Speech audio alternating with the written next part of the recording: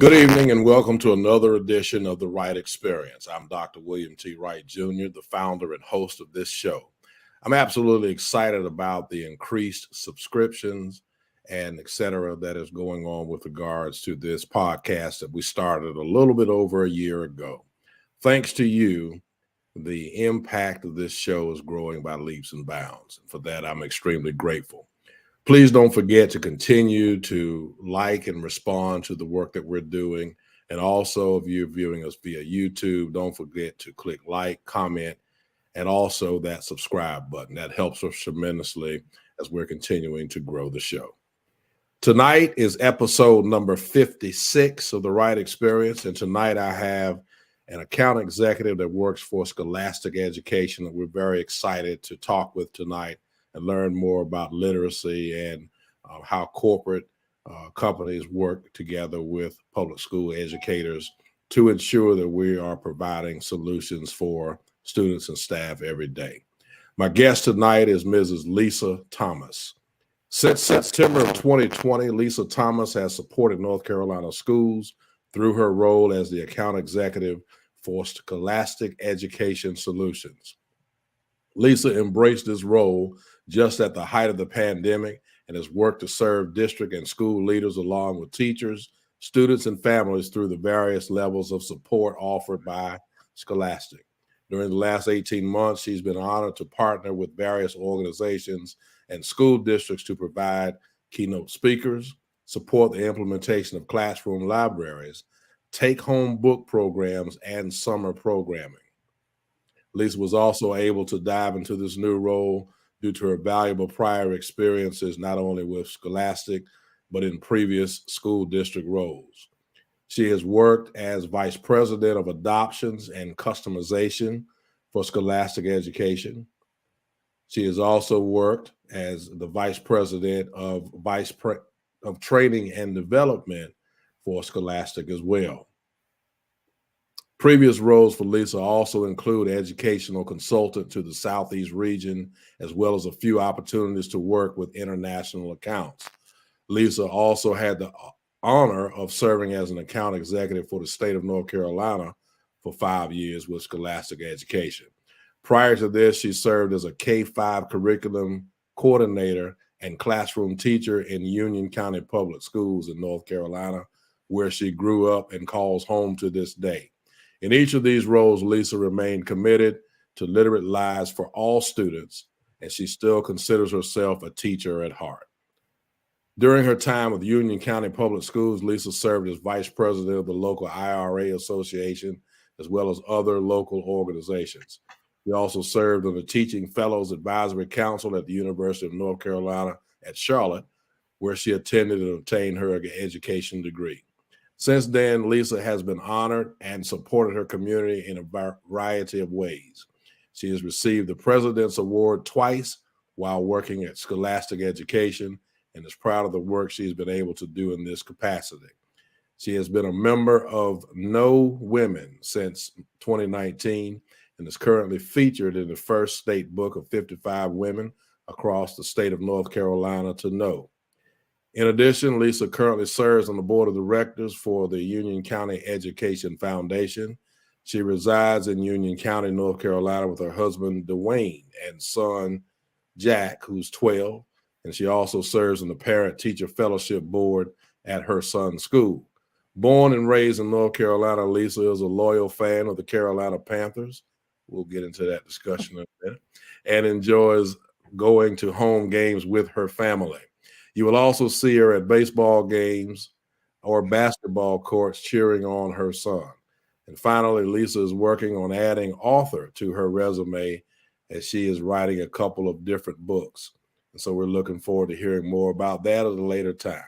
And at this point, I'd like to welcome to the Wright Experience, Mrs. Lisa Thomas. It's a pleasure to have you here. Thank you so much. I'm excited to be with you tonight.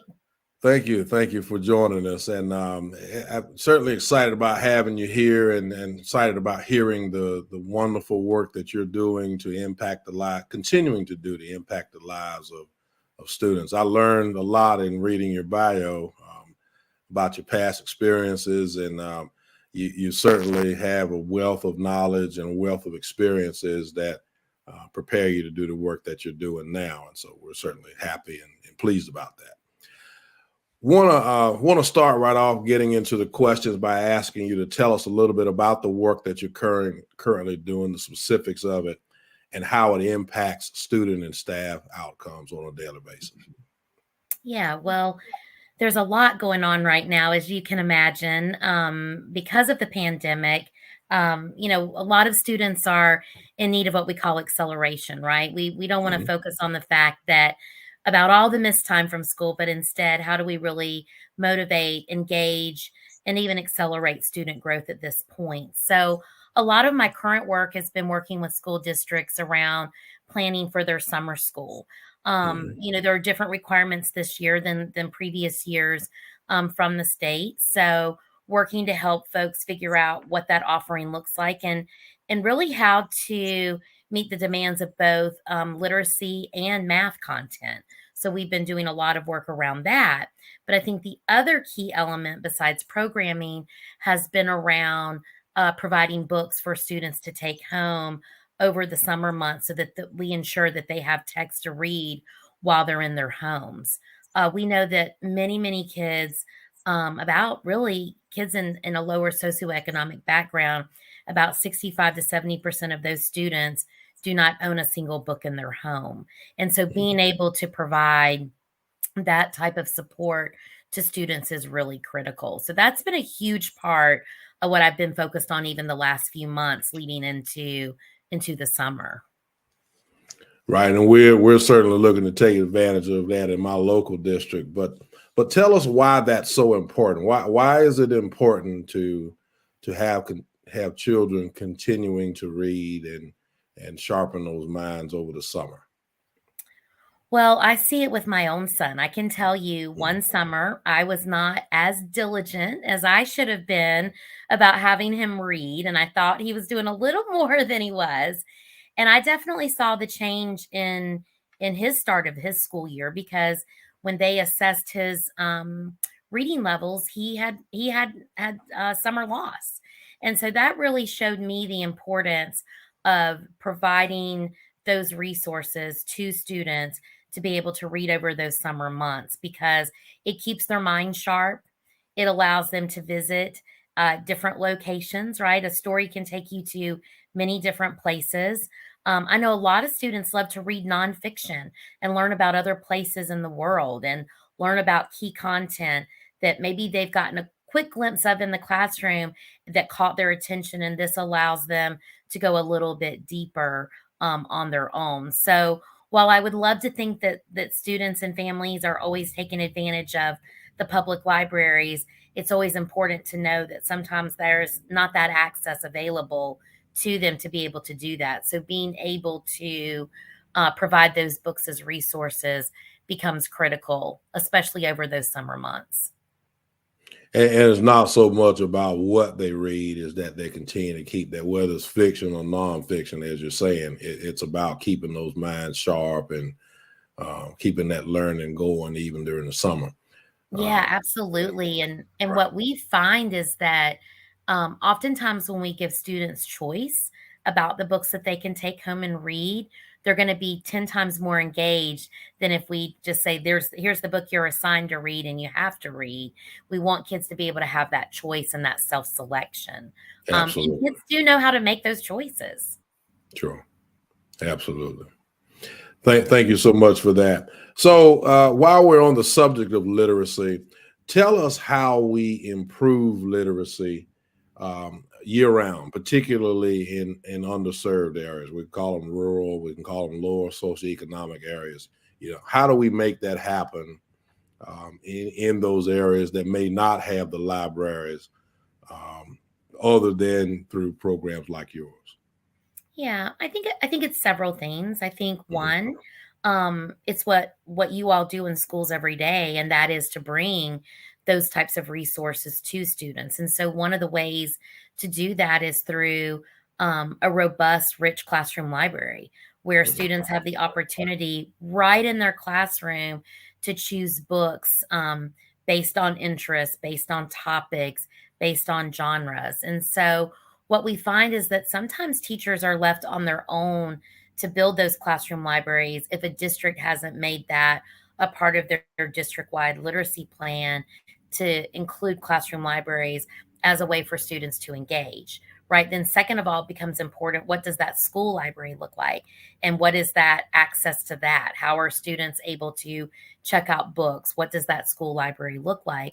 But I think the third element in all of this is, how do we engage the families to support their students? So what does literacy look like in the home? And I think sometimes, we even forget that something as simple as telling stories and sharing the culture in which we live, and that background and those traditions, that's a form of sharing literacy within the home. And so I think it's a way, how do we educate and engage our families in those best practices, and giving them the resources to use, when you send those books home. I know one of the pieces that we recently developed during the pandemic, which I'm especially proud to always share with districts, is we have a partnership with the Yale Child Study Center. And so, in collaboration, we created a family guide. And so, it provides milestones at each grade level of what students should be able to accomplish. But then it also goes into, how do we conduct literacy in the kitchen? What does it look like in the family room? What does it Mhm. even look like in the laundry room? And being able to understand the important role that literacy will always play in their lives, and to see their family members engaged, in literacy in the home as well. I think we often think that families just know, oh, I'm supposed to read aloud to my child, right? Or I'm supposed to have that time where we look at a book together. And it doesn't sometimes matter where the family comes from. Sometimes families don't even know what that looks like. So, Mhm. even for our educators to be able to model what that looks like, and to give families a safe way to practice that, so they feel comfortable doing that when they go back into the home. Those are just some key areas we've tried to address, even through our family and community engagement, area that we address within Scholastic. That's outstanding. And so, access to these resources that you're talking about now can be done how? So lots of different ways. I mean, of Okay. course, we at Scholastic Good. provide lots of resources, but I mean, I know I see in lots of communities, folks build those great little houses and have Mhm. community libraries. Right. But I think it's also really looking at research and taking a close look at, as a district, what is in our literacy plan on not only building those classroom libraries, but also how do we educate our families? I Right. think those are two critical points to look at in anyone's district literacy plan. Right. And so those of us that are out here trying to make the transition to technology, we still don't need to forget about those hard copy books. Sounds like you're saying that we can put in children's hands and have them have access to enhance learning, not to get away from. We can do both. Just said that the Yeah. other day to some folks. We can embrace instructional technology, but we can also still learn from the trips to the library and things, just like we always have. So thank you for that.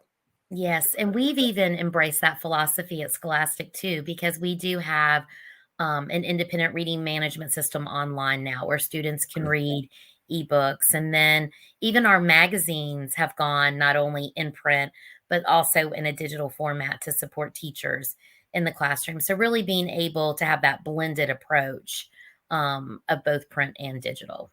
And all of that is accessible. Great, absolutely. Thank Exactly. you for that.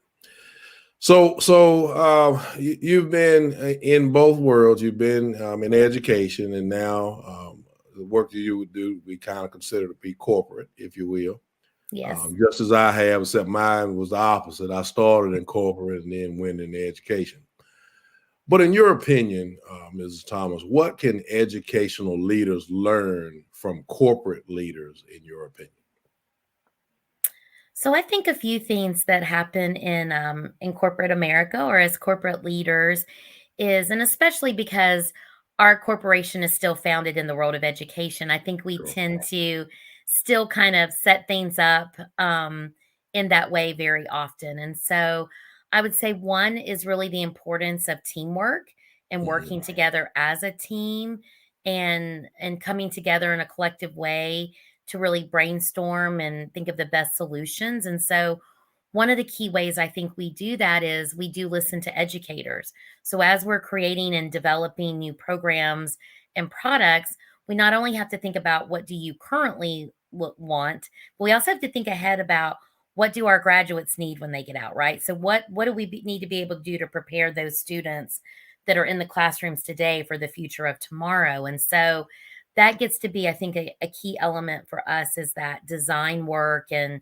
that collaboration and really understanding what district needs are. And I think it's Mhm. really having those deeper conversations that allow us to do that. And I think it's also learning to talk with folks at all levels across the board, right? From your level as a superintendent to the classroom level, to also understanding from our families. And I find that in corporate America, we try to do the same thing. We try to listen to all stakeholders that are a part of the process. And so I liken that to be the same. But I also see another critical point for us is that we do rely a lot on researchers and who's really working in that body of work that we want to encompass and embrace. And I know that districts do that as well. And I love it because our president also has a monthly what she calls bits and bites. And so she brings us professional learning once a month on various topics. And it may have nothing to do with something we're selling. It could just be something we need to know. For example, last month was when is technology too much, right? Or Mhm. what is appropriate for instructional technology. And so I think that's another key element is that we try to see some of those same practices in corporate America that we see within even school districts and the practices that we try to embody when working with our school district partners. Sound advice. You're giving me something to work on. I like that. I like that. That monthly update. That's great. Thank you for that. Mhm. So, what advice would you give to parents to best help their children be successful in our schools? So I think a couple of things. I know we all use the word partner, and Sure. I know that's a key term that everyone likes to use, but I really truly believe that a partnership is when there's open communication between multiple parties. And so for that, right, it's great when teachers say, "Oh, I want to partner with you." And so as a parent and having a middle schooler, I take that word very seriously. So if I see that my child might be struggling, I definitely want to reach out and have a conversation with that teacher. But I also Mhm. hope that it's kind of like a two-way street, that if you see something out of character for my particular son, then also have that conversation with me. So I think that's one piece is that open communication and then coming up with what is the solution or why is the student not performing in the way that we think that he or she may need to. I also think another key element is, the encouragement you give as a parent at home. And so, one of the things I really try to encourage my middle schooler with now is that you have to ask your teacher questions, right? It's not always about me going to the classroom teacher. I want you to ask, what could you do differently? Or where is that assignment? And of course, I mean, I think middle school is a great place to start that level of independence. But I think it's staying as a parent, staying on top of what is expected, what are they doing, and holding your kids accountable. I think sometimes today that it's easy to just, oh, be chummy with your kid and not necessarily, right, be the one that holds them accountable as well. And so that's really important in our household is to hold him accountable. But to also support him and understand where he's struggling and where his needs are, because that's true for all kids. Even our strongest readers, everyone has a day where things don't necessarily go the way they need to. And so really being in tune with what they share with you.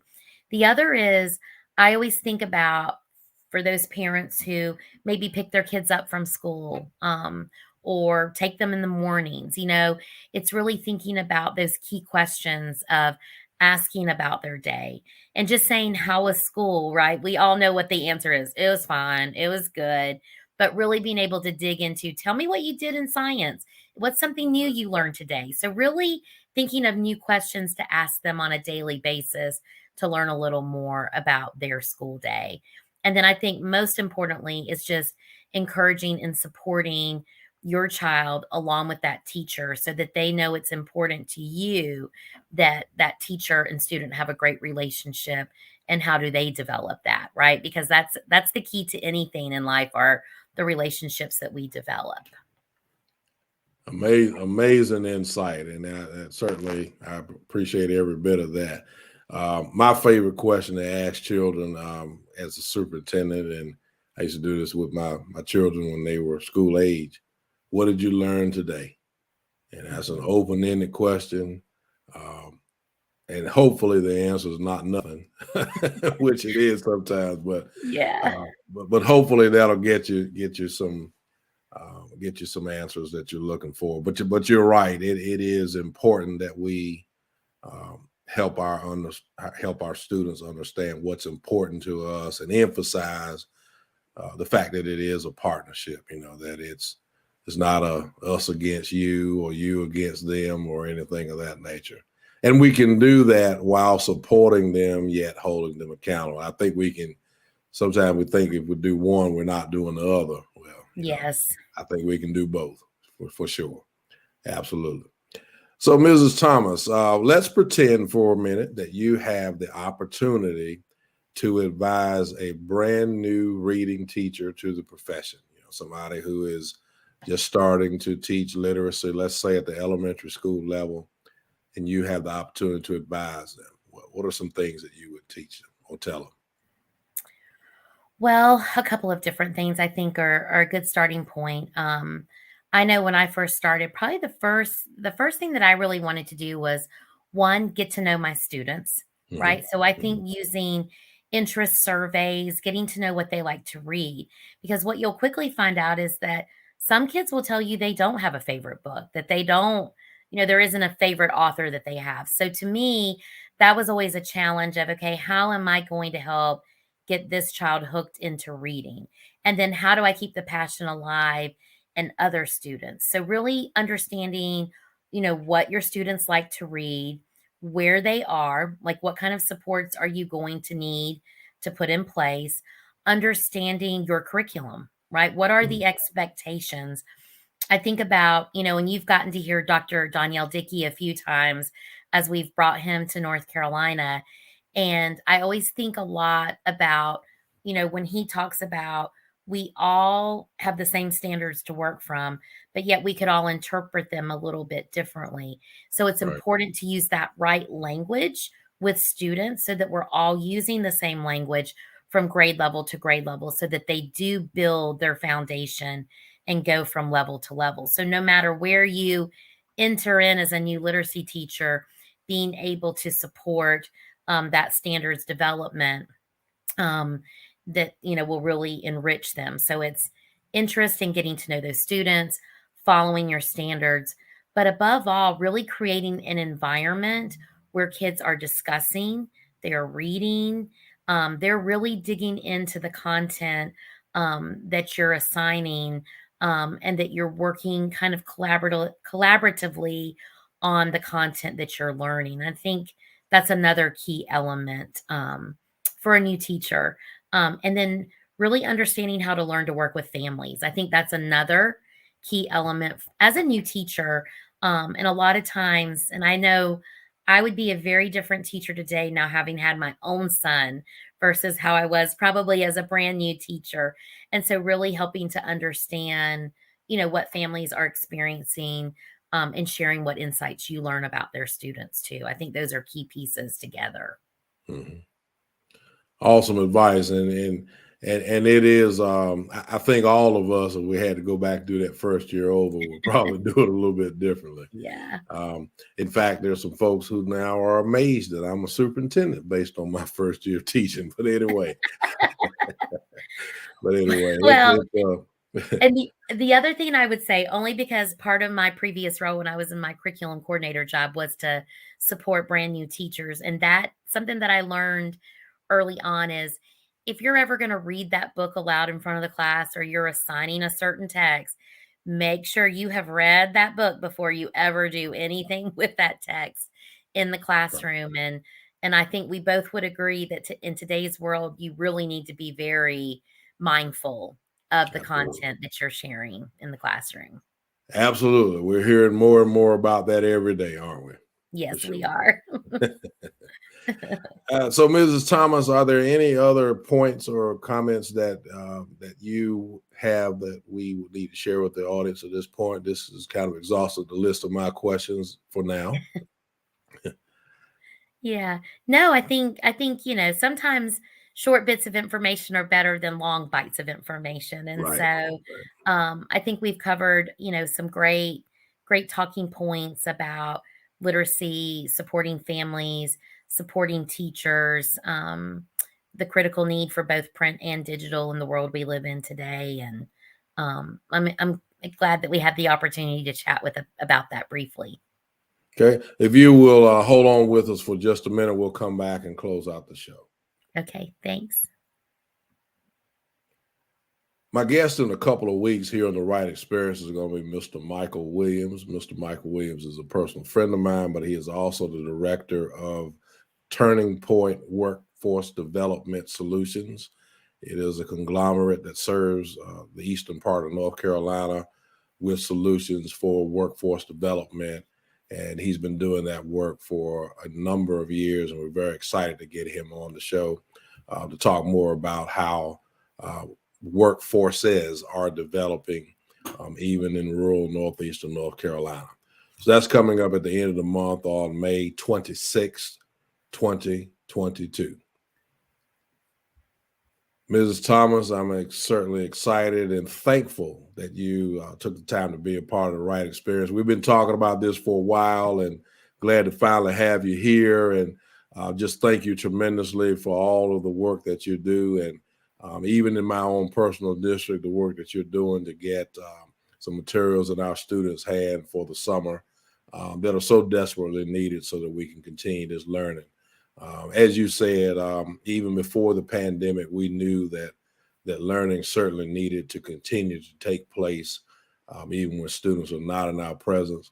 It's certainly now, as we, I don't like to use the word recover either, because learning took place during the pandemic. It was Yes, just a it different did. kind of learning. Mhm. So, as we continue to enhance learning, in this post-pandemic period, it's always good when you have partners that are willing to help us do this work that we do. And I've always appreciated your aptitude and attitude about helping us be better. So thank you for that. Well, you're welcome. It's my pleasure. Like I said, it's really my passion. And I really have a heart for kids and especially a heart for the rural areas of North Carolina. I know there are lots of challenges and hopefully some of your other organizations and faith-based organizations and other community partners are willing to help in that way too, and a way Right. we could support also. So look forward to that. Thank you. Thank you very much. And to the Right Experience audience, thank you for watching